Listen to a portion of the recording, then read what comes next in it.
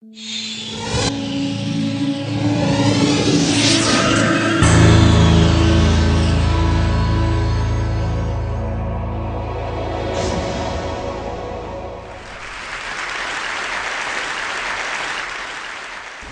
do you explain when things don't go as we assume? Or better, how do you explain when others are able to achieve things that seem to defy all of the assumptions? For example, why is Apple so innovative? Year after year after year after year, they're more innovative than all their competition. And yet, they're just a computer company. They're just like everyone else. They have the same access to the same talent, the same agencies, the same consultants, the same media. Then why is it that they seem to have something different? Why is it that Martin Luther King led the civil rights movement? He wasn't the only man who suffered in a pre-civil rights America, and he certainly wasn't the only great orator of the day. Why him? And why is it that the Wright brothers were able to figure out controlled powered manned flight when there were certainly other teams who were better qualified, better funded, and they didn't achieve powered manned flight, and the Wright brothers beat them to it? There's something else at play here. About 3.5 years ago, I made a discovery, and this discovery profoundly changed my view on how I thought the world worked, and it even profoundly changed the way in which I operate in it. As it turns out, there's a pattern. As it turns out, all the great and inspiring leaders and organizations in the world, whether it's Apple or Martin Luther King or the Wright brothers, they all think, act, and communicate the exact same way, and it's the complete opposite to everyone else. All I did was codify it. And it's probably the world's simplest idea. I call it the golden circle.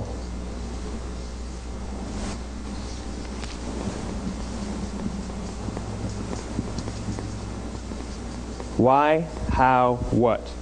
This little idea explains why some organizations and some leaders are able to inspire where others aren't. Let me define the terms really quickly. Every single person, every single organization on the planet knows what they do, 100%. Some know how they do it, whether you call it your differentiating value proposition or your proprietary process or your USP. But very, very few people or organizations know why they do it.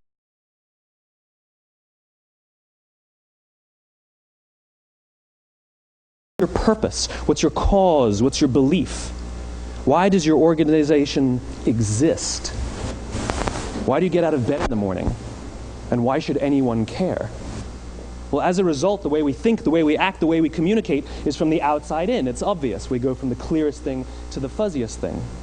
But the inspired leaders and the inspired organizations, regardless of their size, regardless of their industry, all think, act, and communicate from the inside out. Let me give you an example. I use Apple because they're easy to understand and everybody gets it.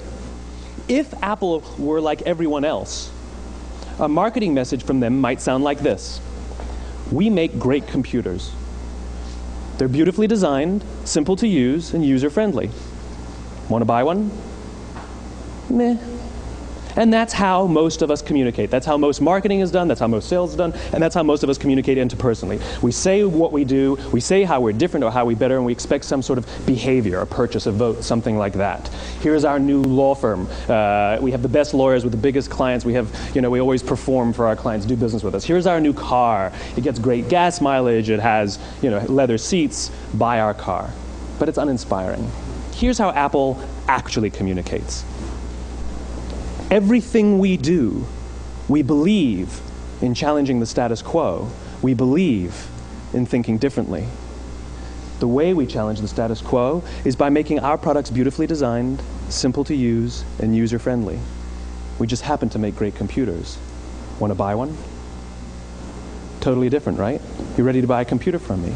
All I did was reverse the order of the information. What it proves to us is that people don't buy what you do, people buy why you do it. People don't buy what you do, they buy why you do it. This explains why every single person in this room is perfectly comfortable buying a computer from Apple. But we're also perfectly comfortable buying an MP3 player from Apple, or a phone from Apple, or a DVR from Apple. But as I said before, Apple's just a computer company. There's nothing that distinguishes them structurally from any of their competitors. Their competitors are all equally qualified to make all of these products. In fact, they tried. A few years ago, Gateway came out with flat-screen TVs. They're eminently qualified to make flat-screen TVs. They've been making flat-screen monitors for years. Nobody bought one. And Dell came out with MP3 players and PDAs. And they make great quality products, and they can make perfectly well-designed products, and nobody bought one. In fact, talking about it now, we can't even imagine buying an MP3 player from Dell. Why would you buy an MP3 player from a computer company? But we do it every day. People don't buy what you do, they buy why.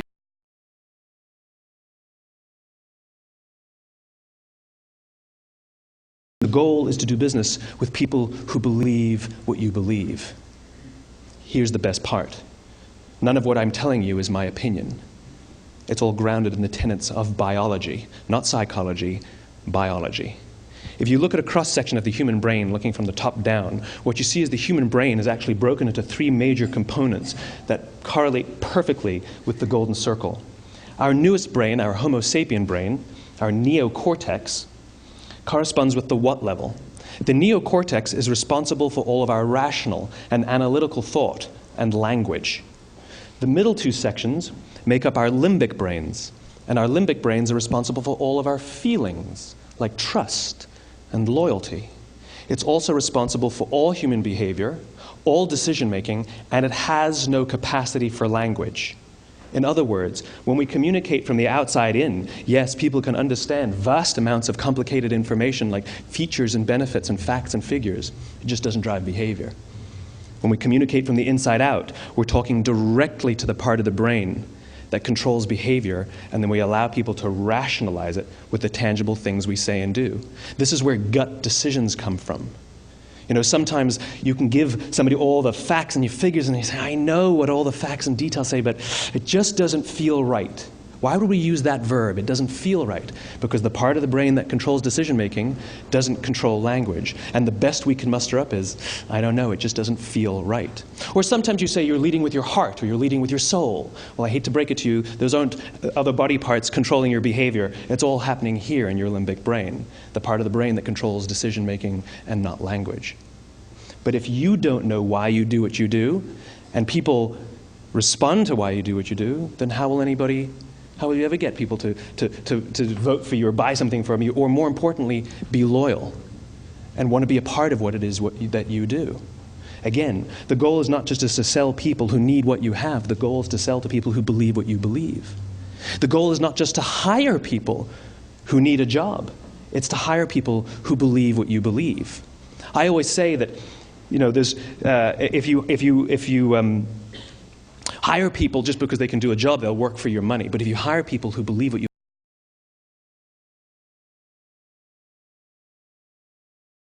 Wright brothers. Most people don't know about Samuel Pierpont Langley. And back in the early 20th century, the pursuit of powered man flight was like the dot-com of the day. Everybody was trying it. And Samuel Pierpont Langley had what we assume to be the recipe for success. I mean, even now, when you ask people, why did your product or why did your company fail? And people always give you the same permutation of the same three things. Undercapitalized, the wrong people, bad market conditions. It's always the same three things. So let's explore that. Samuel Pierpont Langley was given $50,000 by the War Department to figure out this flying machine. Money was no problem. He held a seat at Harvard and worked at the Smithsonian and was extremely well connected. He knew all the big minds of the day.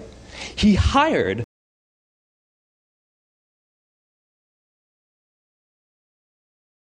Times followed him around everywhere, and everyone was rooting for Langley. And how come we've never heard of Samuel Pierpont Langley? A few hundred miles away in Dayton, Ohio, Orville and Wilbur Wright. They had none of what we consider to be the recipe for success. They had no money. They paid for their dream with the proceeds from their bicycle shop. Not a single person on the Wright brothers' team had a college education, not even Orville or Wilbur. And the New York Times followed them around nowhere.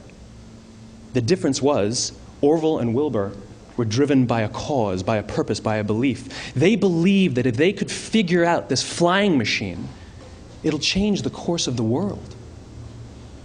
Samuel Pierpont Langley was different.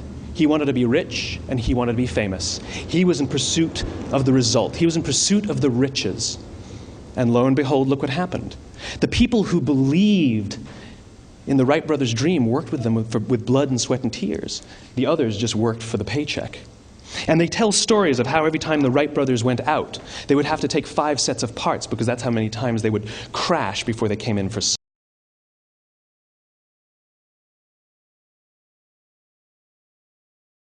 flight. And no one was there to even experience it. We found out about it a few days later. And further proof that Langley was motivated by the wrong thing, the day the Wright brothers took flight, he quit. He could have said, "That's an amazing discovery, guys. Now we'll improve upon your technology." But he didn't. He wasn't first. He didn't get rich. He didn't get famous. So he quit. People don't buy what you do, they buy why you do it. And if you talk about what you believe, you will attract those who believe what you believe. Well, why is it important to attract those who believe what you believe? Something called the law of diffusion of innovation. And if you don't know the law, you definitely know the terminology. The first 2.5% of our population are our innovators. The next 13.5% of our population are our early adopters. The next 34% are your early majority, your late majority, and your laggards. The only reason these people buy touch-tone phones is because you can't buy rotary phones anymore. We all sit at various places at various times on the scale, but what the law of diffusion of innovation tells us is that if you want mass market success,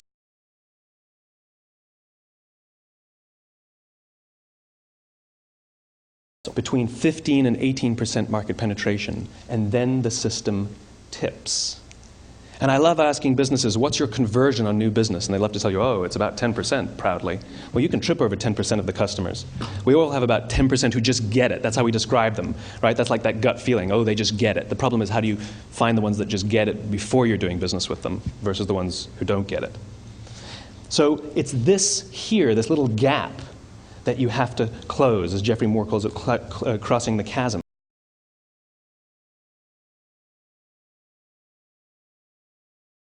Has tried it first. And these guys, the innovators and the early adopters, they're comfortable making those gut decisions. They're more comfortable making those intuitive decisions that are driven by what they believe about the world and not just what product is available.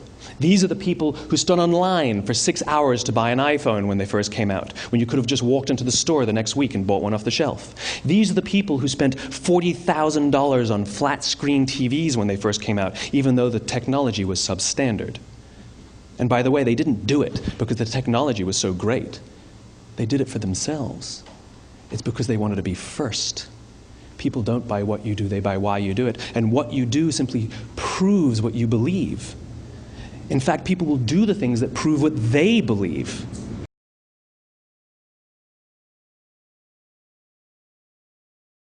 In line for 6 hours was because of what they believed about the world and how they wanted everybody to see them. They were first. People don't buy what you do, they buy why you do it.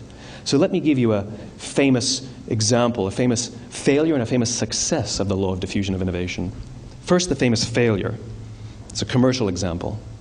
As we said before a second ago, the recipe for success is money and the right people and the right marketing conditions, right? You should have success then. Look at TiVo.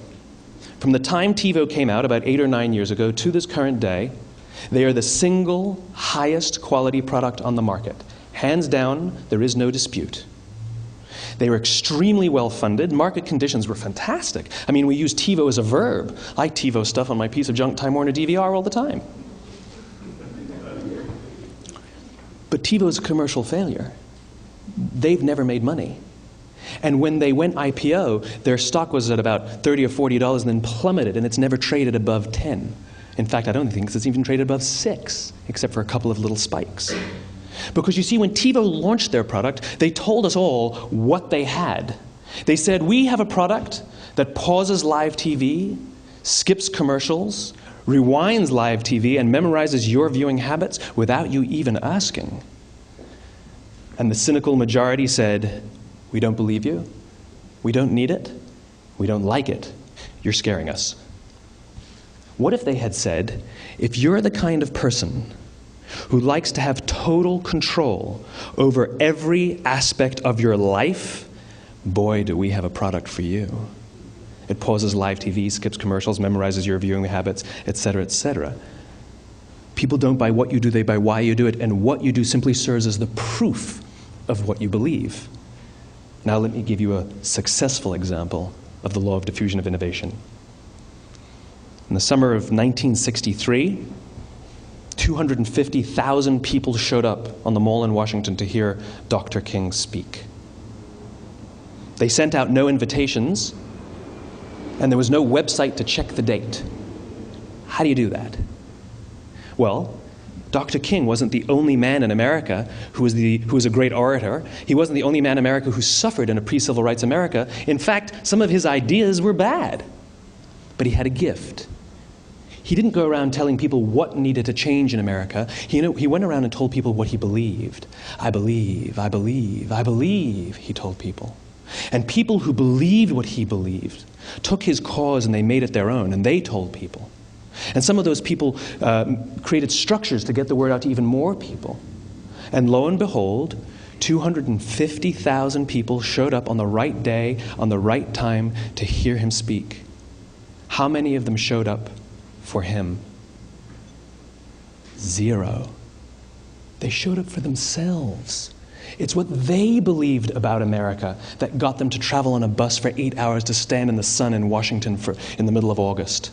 It's what they believed, and it wasn't about black versus white. 25% of the audience was white. Dr. King believed that there are 2 types of laws in this world, those that are made by a higher authority and those that are made by man. And not until all the laws that are made by man are consistent with the laws that are made by the higher authority will we live in a just world. It just so happens that the civil rights movement was the perfect thing to help him bring his cause to life. We followed him not for him, but for ourselves. And by the way, he gave the I have a dream speech, not the I have a plan speech. Listen to politicians now with their comprehensive 12-point plans. They're not inspiring anybody. Because there are leaders and there are those who lead. Leaders hold a position of power or authority, but those who lead inspire us. Whether they're individuals or organizations, we follow those who lead not because we have to, but because we want to. We follow those who lead not for them, but for ourselves. And it's those who start with why that have the ability to inspire those around them or find others who inspire them. Thank you very much.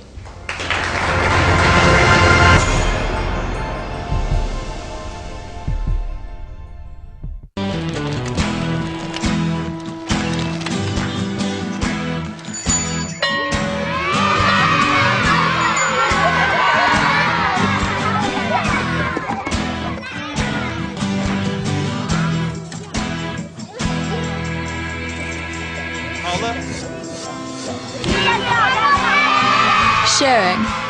That's video on the Human Network. Siska, welcome to the Human Network.